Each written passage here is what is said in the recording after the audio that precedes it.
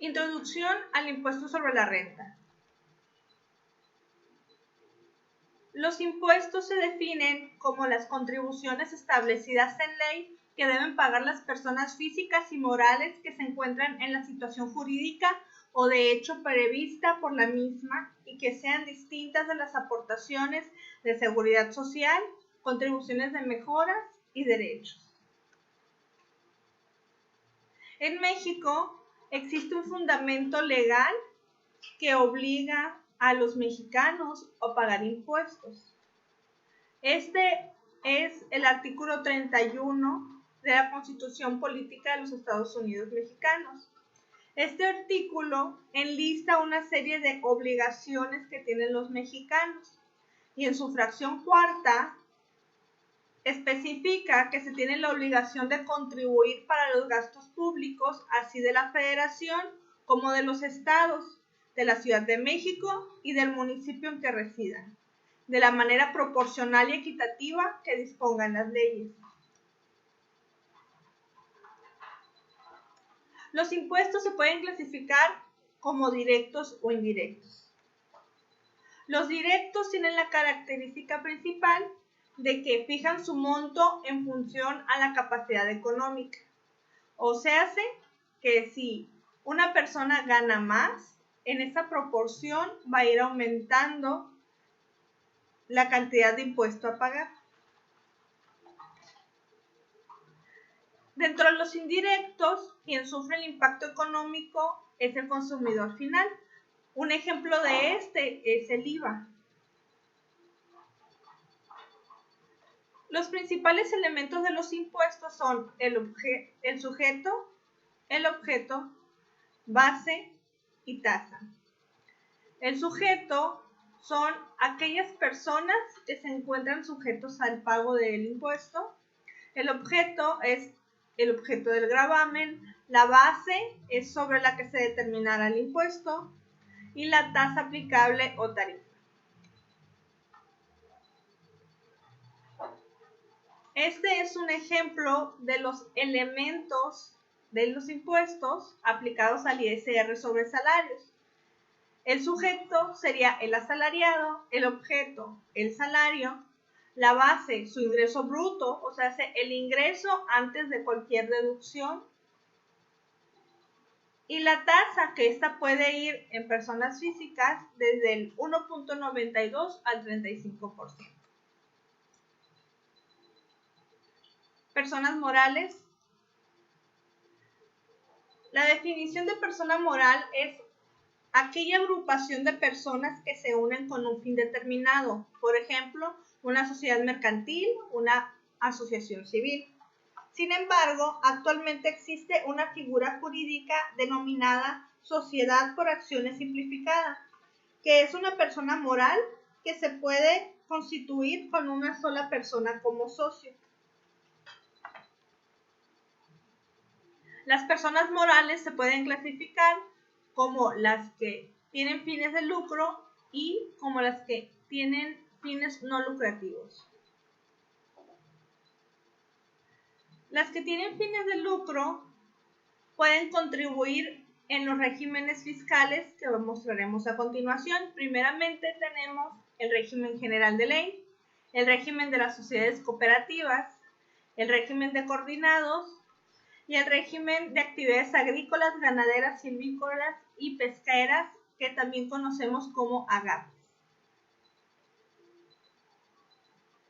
Por su parte, las personas morales sin fines de lucro tienen un régimen que se llama de personas morales con fines no lucrativos. Ejemplos de este tipo de personas morales son los sindicatos, las cámaras de comercio o industria, como son la Canaco o Canacintra, los colegios profesionales como el de contadores, abogados, ingenieros civiles, arquitectos, las asociaciones civiles que por lo regular se dedican a recaudar fondos y hacer actividades en pro de personas vulnerables, asociaciones religiosas, asociaciones de enseñanza, asociaciones de investigación y las de administración de cajas de ahorro. Impuesto sobre la renta. Este es un impuesto de naturaleza anual y que se le aplica a los ingresos. Aunque este tiene naturaleza anual, el artículo 14 de la ley del ISR establece que los contribuyentes deberán efectuar pagos provisionales mensuales a cuenta del impuesto del ejercicio, o sea, el impuesto anual. Estos pagos provisionales se deben de realizar a más tardar el día 17 del mes inmediato posterior a aquel al que corresponda el pago. O sea, que si determinamos el impuesto provisional del mes de enero, tenemos hasta el 17 de febrero para hacer el pago. La tasa. El artículo 9 de la Ley del Impuesto sobre la Renta dice que las personas morales deberán calcular el impuesto sobre la renta aplicando al resultado fiscal obtenido en el ejercicio la tasa del 30%. O sea, que para personas morales la tasa siempre es del 30%, a diferencia de las personas físicas que se maneja en un rango que puede llegar hasta el 35%. El cálculo de ISR de personas morales se determina con la fórmula que están viendo en pantalla, que tiene en el inicio los ingresos acumulables, o sea, los ingresos que se obtuvieron como resultado de la operación de la empresa. A este se le deben de restar las deducciones autorizadas, que son todos aquellos gastos indispensables para que la empresa funcione, opere de acuerdo al giro por el que fue fundado. A este resultado se le debe restar la PTU pagada. Asimismo, se le restan las pérdidas fiscales de ejercicios anteriores actualizadas. Se le aplica a ese resultado la tasa del 30% y se le restan los pagos provisionales realizados en el ejercicio. Y finalmente, se le restan las retenciones de los bancos. Y obtenemos el ISR por pagar. Los pagos provisionales es un cálculo muy similar. Inicia con los ingresos nominales del mes. Y como es un cálculo anual, se debe de llevar todo con base acumulada. Entonces, vamos a tomar los ingresos del mes y vamos a determinar los ingresos acumulados. A este se le va a multiplicar el coeficiente de utilidad, que ese cálculo lo vamos a aprender a hacer en la siguiente diapositiva.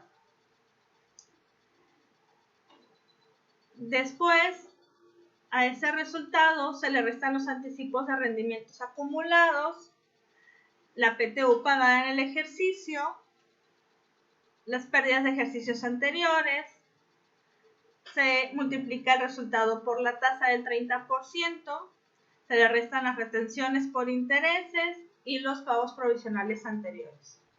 Y obtenemos el neto a pagar de ese pago provisional.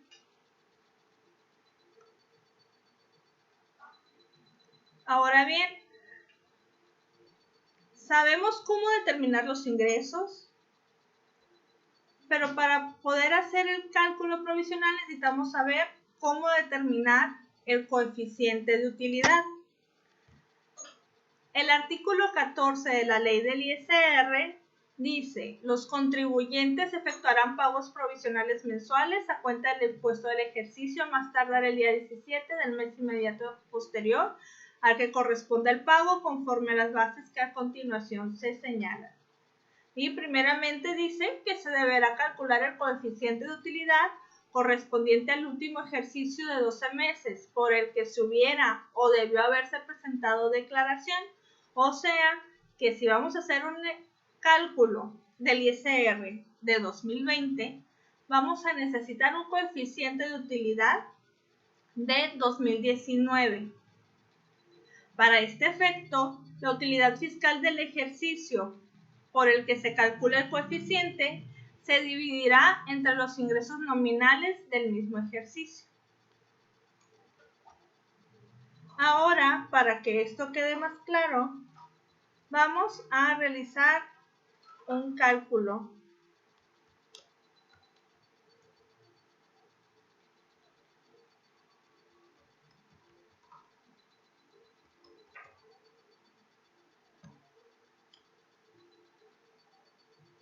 Bien, tenemos este ejercicio que nos indica que debemos determinar el coeficiente de utilidad. Para esto nos da esta información que son deducciones autorizadas, pagos de servicios, gastos por rentas y PTU pagada. ¿Cuál es la fórmula para determinar el coeficiente de utilidad?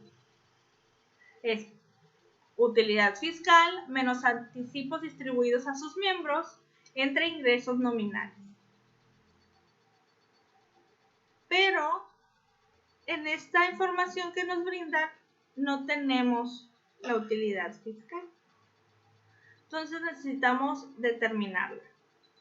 La utilidad fiscal se determina determinando primero los ingresos totales efectivamente cobrados en el ejercicio, los ingresos exentos, los ingresos y se obtienen los ingresos acumulables. A esto se le restan las deducciones autorizadas efectivamente erogadas en el ejercicio.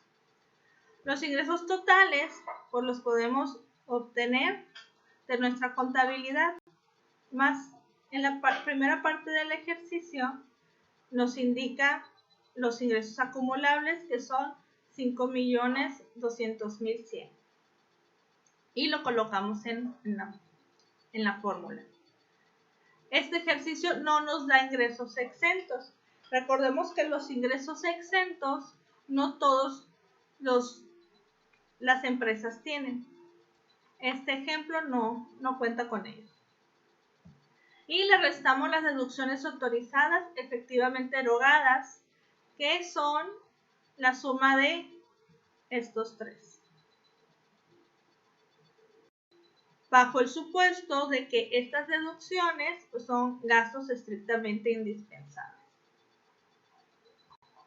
Y obtenemos como resultado una utilidad fiscal de 4 millones. Ahora podemos sustituir un dato en nuestra fórmula. Utilidad fiscal igual a los 4 millones. Este ejercicio no nos indica que hubo anticipos distribuidos a sus miembros. Por eso ponemos un 0 en este espacio. Obtenemos un resultado y este se debe dividir entre los ingresos nominales. Pero la información que nos brinda no nos da los ingresos nominales, por lo tanto tenemos que determinarlos. Para esto vamos a ir a la primera página y dice, ingresos nominales se determina restando a los ingresos acumulables el ajuste anual por inflación. Entonces, los ingresos acumulables, pues ya los conocemos, son 5.200.000, pero el ajuste anual por inflación no nos los da el ejercicio. Tenemos que calcularlo. Entonces, el ajuste anual por inflación es igual a la multiplicación de la diferencia por el factor de ajuste anual.